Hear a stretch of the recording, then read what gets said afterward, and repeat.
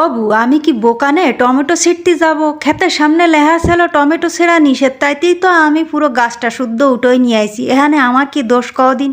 আন্ডা বাচ্চার সাথে নিয়ে ভারলাম হাওয়া খাতি, তাকে হাওয়া খাওয়ার শখ জাগিছে, তা টাওয়া খাওয়ায় নিয়ে আসি।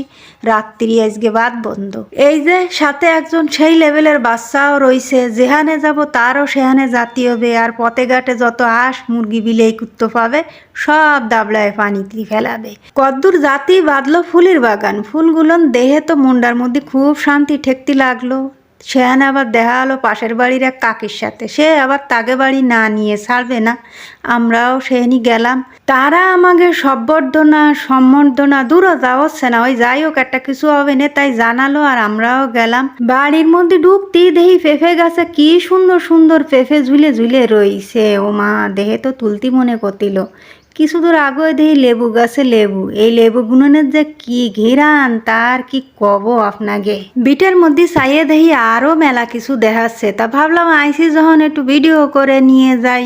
দেখি টমেটো ঝুলে রইছে, ফুলকপি ঝুলে রইছে, ও না থুক্কু ফুলকপি ফুটে রইছে, নানান পদের ফুলকপি দেখা যাচ্ছে।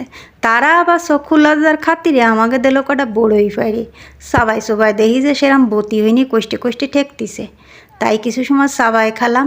মরিচ গাছগুলো এখনো জাল হয়নি, কেবল ফুল ফুটে ফুটে রইছে। আর কদিন পরে মরিচ ফোট ফেনে মনে হচ্ছে। জাগে যাইয়া যখন ফুটার ফোট ফেনে আমাকেও হাওয়া খাওয়া শেষ হয়ে গেছে। আমরা এখন বাড়ির দিক যাব। বাড়ির দিক পা বাড়াতেই দেখি রাজহাঁস একটা ছাউ নিয়ে বসে রইছে, সে সমস্ত মানুষের ঠোয়াই বেড়াচ্ছে।